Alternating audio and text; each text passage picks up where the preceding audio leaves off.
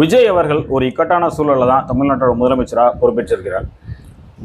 சட்டம் ஒழுங்கு சீர்குலைவு ஒரு பக்கம், நிறைய கடன் ஒரு பக்கம், கிட்டத்தட்ட 10 வருடங்களாக இலவசங்களை வாங்கி பழக்கப்பட்டு அந்த இலவசங்களை எதிர்பார்த்து நிற்கக்கூடிய மக்கள் ஒரு பக்கம், இது எல்லாத்துக்கு மேலே கனிம வள கொள்ளை, இப்படி நிறைய சவால்கள் விஜய் அவர்கள் முன்னால் இருக்குது. விஜய் அவர்கள் பதவி இருக்கும்போது மக்கள்கிட்ட நிறைய எதிர்பார்ப்புகள் இருந்துச்சு, ஒரு மாற்றத்தை கொண்டு வருவார் அப்படின்னு. ஏன்னா மாற்றத்துக்கான ஒரு ஆட்சியாக தான் இந்த ஆட்சியை வந்து மக்கள் உட்கார வச்சிருக்காங்க. அப்படி இருக்கக்கூடிய சூழலில் அந்த எதிர்பார்ப்புகள் பொய்யாகும் வகையில் விஜய் அவர்கள் நடந்து கொள்ளும்போது விஜய் அவர்கள் தங்களுடைய இமேஜை தக்க வச்சுக்கிறதுக்கு ஒரே ஒரு சாய்ஸ் கார்டு மட்டும் தான் அவர் கையில் இருந்துச்சு. அதே அவர் பயன்படுத்திட்டார். இனி அவர் என்ன பண்ண போறார், என்ன சாய்ஸ் கார்டு அவர் கையில் இருந்துச்சு, அவர் இனி எதிர்கொள்ளக்கூடிய சிக்கல்கள் என்னவா இருக்கும் அப்படிங்கிறதான் நம்ம இந்த வீடியோவில் முழுசாக பார்க்க போகிறோம். கொஞ்சம் டீப்பாக பார்க்க போகிறோம், வாங்க பார்க்கலாம்.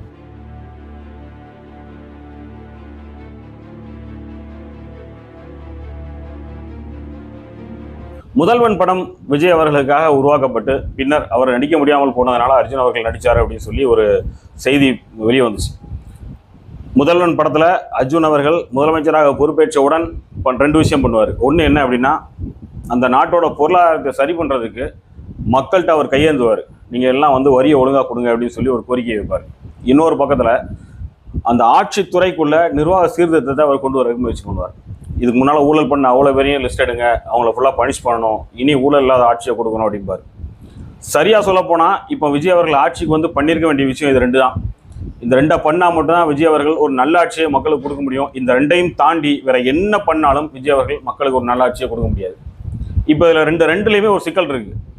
ஒன்று, மக்கள்கிட்ட போய் நீங்கள் வந்து உங்களுடைய வரி பணத்தை ஒழுங்காக கட்டுங்க, அரசாங்கத்தோட வருவாயை அதிகரிக்க நீ உதவி பண்ணுங்க அப்படின்னு கேட்டால் மக்கள் அதை பண்ண தயாராக இல்லை. ஏன்னா மக்கள் சுயநலவாதிகளாக மாறிட்டாங்க. மக்கள் எப்படி அரசாங்கத்தை ஏமாத்துறது, பக்கத்து வீட்டுக்காரங்களை ஏமாத்துறது, வியாபாரிகளை ஏமாத்துறது அப்படிங்கிற மனநிலைக்கு வந்து ரொம்ப வருஷம் ஆச்சு. அதனால் அந்த மக்கள் அதை கொடுக்க மாட்டாங்க. இதுதான் ப்ராக்டிக்கல். 2வதாக எல்லாருமேலேயும் நடவடிக்கை எடுக்கணும். விஜய் அவர்கள் சர்க்கார் படத்தில் வந்து ஒரு அரசியல் பண்ணுவார். எல்லா தொகுதிகளிலையும், எல்லா மாவட்டங்களிலும், எல்லா ஊர்களிலும் இருக்கக்கூடிய சமூக ஆர்வலர்களை தேர்ந்தெடுத்து அவர் தன்னுடைய கட்சி வேட்பாளர்களை நிப்பாட்டி அவர்களை வெற்றி பெற வைத்து ஆட்சி அமைப்பார். ஆனால் நிஜத்தில் நடந்தது அது கிடையாது. நிஜத்தில் நடந்ததில் நிறைய குற்ற பின்னணி உள்ளவர்களை வந்து அவர் தங்களோட கட்சிக்குள்ளே எடுத்து, நிறைய பணக்காரர்களை, மாஃபியாக்களை உள்ளே எடுத்து வேட்பாளர்களை நிப்பாட்டி இப்போ எம்எல்ஏக்களாக சட்டமன்றத்துக்குள்ள நுழைய வச்சிருக்காரு. இந்த சூழலில் விஜய் அவர்கள் ஊழலுக்கு எதிராக சாட்டையை சுழற்றுவார் அப்படின்னு நம்ம எதிர்பார்க்க முடியாது. அவர் கொடுத்த அந்த உத்தரவாதத்தின் அடிப்படையில் என்னோட அரசில் இருக்கக்கூடிய யாரும் தப்பு பண்ண முடியாது, அப்படி ஒரு கனவு இருந்தால் அந்த கனவை அடிச்சிருங்க அப்படின்னு சொன்னதை இனி யாரும் பண்ணாமல் வச்சுக்குவாரு அப்படின்னு வேணால் நம்ம எதிர்பார்க்கலாம், குறைந்தபட்ச எதிர்பார்ப்பு. ஆனால் ஏற்கனவே நடந்த ஊழல்களை சரி செய்து அந்த ஊழல்களின் மூலமாக அரசுக்கு ஏற்பட்ட இழப்புகளை அவர் வந்து மீட்டு கொண்டு வருவது சாத்தியம் இருக்கா அப்படின்னா அது கிடையாது. ஏன்னா அப்படி ஒரு நிலையை எடுத்தால் விஜய் அவருடைய ஆட்சியை, விஜய் அவர்கள் கட்சியில் இருக்கக்கூடிய அந்த மாஃபியாட்டையுமே கவுத்துரும் அப்படிங்கிறது ஒரு யதார்த்தம். அப்போ இதுவும் நடக்காது. இதை தாண்டி அரசு துறைக்குள்ள அவர் வந்து இந்த ஊழல்களை எல்லாம் தோண்டி எடுத்து சரி பண்ணி, அவரோட ஒரு கல்வி நிலையத்தில் உள்ள ஊழலை கூட தோண்டி எடுத்து சரி பண்ணி தண்டனை வாங்கி கொடுக்க முடியாது அப்படிங்கிறது ஒரு யதார்த்தமான ஒரு விஷயம். அப்போ என்ன பண்ண முடியும் விஜய் அவர்களால்? அவர் கையில் ஒரே ஒரு ட்ரம்ப் கார்டு இருந்துச்சு, டாஸ்மாக். வந்த உடனே மக்கள் எதிர்பார்த்த மாதிரி ஒரு புரட்சிகரமான விஷயத்தை பண்ணி மக்கள்கிட்ட நல்ல பேர் வாங்குறதுக்கு அவர்கிட்ட ஒரே ஒரு விஷயம் கையில் இருந்துச்சு, டாஸ்மாக். ஒரு நல்ல புத்திசாலியாக விஜய் அவர்கள் இருந்திருந்தால், விஜய் அவர்களை இயக்கக்கூடிய லாபி விஜய் அவர்களை தொடர்ந்து ஹீரோவாகவே தக்க வைக்கணும் அப்படின்னு நினச்சிருந்தா இந்த டாஸ்மாக் விவகாரத்தை இப்போ அவங்க கையில் எடுத்துருக்க மாட்டாங்க. முடிந்தவரை அவர்கள் வேறு என்னென்ன வகைகளெல்லாம், சின்ன சின்ன வகைகள்லாம் வந்து மக்கள்கிட்ட தங்களுடைய இமேஜை தக்க வச்சுக்க முயற்சி பண்ண முடியுமோ அந்த முயற்சிகளெல்லாம் எடுத்துட்டு அதெல்லாம் பலனடிக்காத பட்சத்தில் கடைசியாக வந்து இந்த டாஸ்மாக் விஷயத்தை கையில் எடுத்து மக்கள்கிட்ட ஒரு இமேஜை கிரியேட் பண்ணியிருந்திருப்பாங்க. இதுதான் சரியான விஷயமா இருந்திருக்கும். ஆனால் இப்போ இந்த இடத்துல விஜய் அவர்கள் சொதப்பியிருக்காரு அப்படிங்கிறத நம்ம பார்க்க முடியும். அவர் இந்த கேமோட எண்டை ரீச் பண்ணிட்டார் அப்படிங்கிற மாதிரி கூட நம்ம சொல்லலாம். கையில் இருந்த ஒரே திருப்புச்சீட்டு டாஸ்மாக். மக்கள்கிட்ட அதிக வரவேற்பை பெறக்கூடிய, எல்லா அரசியல் தலைவர்களாலும் பாராட்டப்படக்கூடிய ஒரு விஷயம் அப்படிங்கிறது டாஸ்மாகை வந்து மூடுறது அப்படிங்கிறது. அதையும் முழுசாக மூடலை, முதல்கட்ட நடவடிக்கையை அவர் வந்து எடுத்திருக்காரு. அதே ஒரு நல்ல வரவேற்பு பெற்றிருக்கு. ஆனால் அவர்கிட்ட இருந்த அந்த சாய்ஸ் அவர் பயன்படுத்திட்டாரு. இனி அடுத்து அவர் என்ன பண்ண போறாரு, இனி என்ன பண்ணி அவர் மக்கள்கிட்ட நல்ல பேர் வாங்க முடியும்? இன்னைக்கு சில அதிகாரிகளை கூப்பிட்டு நகர்ப்புற கட்டமைப்புகள் குறித்து விவாதிக்க போறாரு அப்படிங்கிற மாதிரியான தகவல்கள் வந்திருக்கு. இப்போ நகர்ப்புற கட்டமைப்புகள், இருக்கக்கூடிய வளர்ச்சி திட்டங்கள், இதெல்லாம் வந்து அஷ்யூஷுவலாக போய்கிட்டே இருக்கும். அது அதிமுக அரசாங்கத்தில் ஆரம்பித்து திமுக அரசாங்கத்தில் தொடர்ந்து இப்போ தாவேக அரசாங்கத்திலையும் அது தொடர்ந்து போய்கிட்டே இருக்கும். வளர்ச்சி திட்ட பணிகள் எல்லாமே அதில் எந்த மாற்றமும் வராது. அதில் ஏற்கனவே வந்து பேக்கேஜஸ் எல்லாம் எல்லாருமே பிரித்து கொடுத்துருப்பாங்க. அந்த பேக்கேஜஸில் இனி எந்த அளவுக்கு எப்படி பண்ணுவாங்க அப்படிங்கிறது தெரியாது. அப்போ அதில் பெரிய மாற்றம் ஒன்றே நம்ம எதிர்பார்க்க முடியாது. ஆமை வேகத்தில் நடந்து கொண்டிருந்த பணிகள் எல்லாம் இனி வந்து குதிரை வேகத்தில் போகுமா அப்படின்னா அதுக்கான சாத்தியக்கூறுகளும் கிடையாது. திருநெல்வேலி கார்பரேஷனுக்குள்ள பாதாள சாக்கடை திட்டங்களுக்காக தோண்டப்பட்ட பகுதிகளில் பல இடங்களில் இன்னும் சாலை போடப்படல. அந்த திட்டப்பணிகளை இன்னும் அறகுறையாக நிற்குது. அது எப்போதும் போல ஆமையகத்தில் தான் இப்போ நகர ஆரம்பிச்சிருக்கு. இந்த தேர்தல் வந்த 10 நாட்களில் கொஞ்சம் ஸ்பீடப் ஆச்சு, மறுபடியும் அப்படியே வந்து அது கிடப்பில் போட்டாச்சு.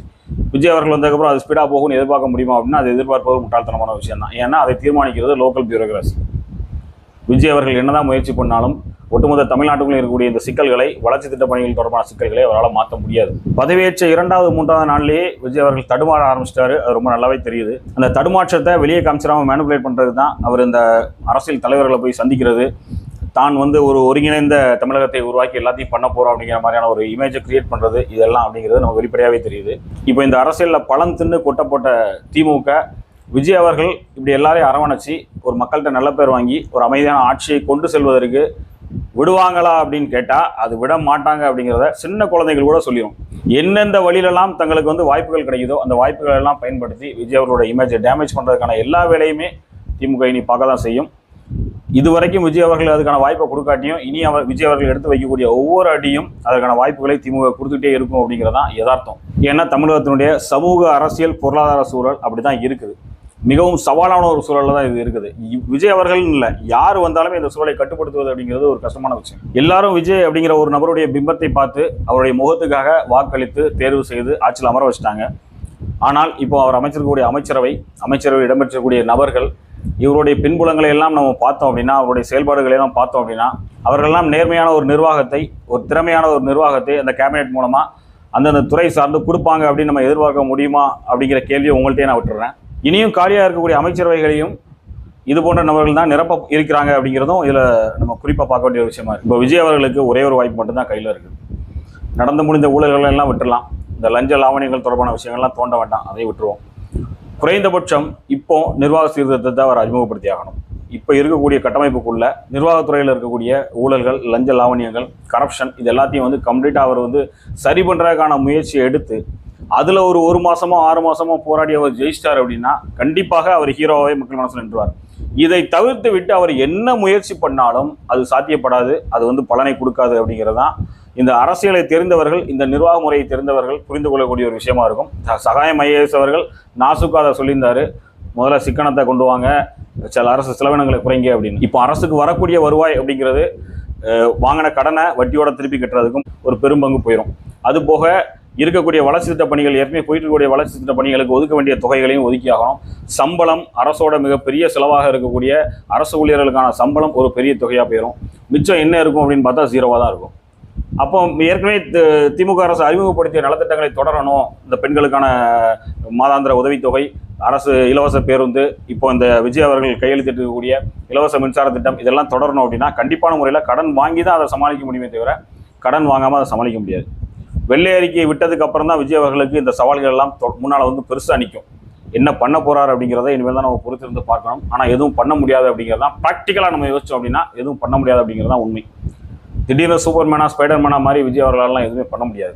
ஏன் அப்படின்னா இந்த முதலமைச்சர் பதவி அப்படிங்கிறது தமிழ்நாட்டில் வாழக்கூடிய 12-14 கோடி பேர் மக்களையும் கட்டுப்படுத்தக்கூடிய, சீரமைக்கக்கூடிய, அவர்கள் நிர்வகிக்கக்கூடிய ஒரு பதவி. இந்த 12 கோடி பேரையும் சமாளிக்கிறது அப்படிங்கிறது சாதாரண ஒரு விஷயம் கிடையாது. உண்மையிலேயே திமுக எந்த வகையில் வந்து பாராட்டப்பட வேண்டிய ஒரு கட்சி அப்படின்னா அது இந்த நிர்வாகத்தை கொண்டு வந்த விதம் அப்படிங்கிறது பாராட்ட வேண்டிய ஒரு விஷயம் தான். கரப்ஷன் இதெல்லாம் ஒரு பக்கம் இருக்கும், அதை வந்து தவிர்க்க முடியாது. அதை தாண்டி அவங்க வந்து சில விஷயங்களை கொண்டு வந்தாங்க. இப்போ கரப்ஷன் தான் வந்து பெரிய சவாலாக விஜய் அவர்களுக்கு வந்து நிற்க போகுது. இப்போ ஒட்டுமொத்தத்தில் விஜய் அவர்கள் ஒரு பக்கா ட்ராப்பில் வந்து மாட்டிக்கிட்டு இருக்காரு. இதுலேருந்து எப்படி அவர் மீண்டு வரப்போறாரு அப்படிங்கிறது தெரியாது. இது நமக்கு மட்டும் தான் தெரியாது அப்படிங்கிறது இல்லை, விஜய் அவர்களுக்குமே இதற்கான விடை தெரியாது அப்படிங்கிறது என்னோட ஒரு கணிப்பாக இருக்குது. நான் ஏற்கனவே சொல்லியிருந்த மாதிரி விஜய் அவர்கள் முயற்சி பண்ணுற மாதிரி முயற்சி பண்ணிட்டு இந்த ஆட்சியை அமைக்காமல் மறு தேர்தலை நோக்கி இந்த அரசியலை கொண்டு போயிருந்தார் அப்படின்னா, அவர் தனி பெரும்பான்மையோட வந்திருந்தார் அப்படின்னா அடுத்த தேர்தலில் அவர் இந்த மாஃபியாக்களை எல்லாம் அகற்றி விட்டு கொஞ்சம் நேர்மையானவர்களை உள்ளே கொண்டு வந்து, கரைபடியாத கரங்களை உள்ளே கொண்டு வந்து ஒரு நல்ல ஆட்சி அமைச்சிருந்தார் அப்படின்னா அவர் படிப்படியாக சில விஷயங்களை பண்ணுறதுக்கான வாய்ப்புகள் கிடைச்சிருக்கும். ஆனால் இப்போ அதுக்கான வாய்ப்புகள் அவர்கிட்ட இல்லை. இப்போ நாளைய நம்பிக்கை வாக்கெடுப்பு அப்படிங்கிறதுல வந்து விஜய் அவர்களுக்கு சாதகமான முடிவு வரும். 99% அதுக்கு சாதகமான முடிவு வரும். 1% சிறடிக்கிறதுக்கு வாய்ப்பு இருக்குது. ஆனால் இதுக்கு அடுத்து மிக விரைவில் மீண்டும் நம்பிக்கையில்லா தீர்மானம் கொண்டு வருவதற்கான சாத்தியக்கூறுகள் அதிகமாக இருக்குது. ஏன்னா நம்ம திமுகவை குறைத்து மதிப்பிட முடியாது. திமுக பக்காவாக காய் நிறுத்திட்டு இருக்காங்க. இன்றைய சட்டசபை நிகழ்வுகளில் கூட விஜய் அவர்களை விட அதிகமாக ஸ்கோர் பண்ணியிருக்கிறது யார் அப்படின்னா, பேச்சுகளின் மூலமாக அதிகமாக ஸ்கோர் பண்ணியிருக்கிறது யார் அப்படின்னா உதயநிதி ஸ்டாலின் அவர்கள் தான். ஒரு திறமையான அரசியல்வாதியாக, கைத்தேர்ந்த அரசியல்வாதியாக உதயநிதி ஸ்டாலின் அவர்கள் இன்னைக்கு பேசியிருக்காரு. அது பாராட்டப்பட வேண்டிய ஒரு விஷயம்.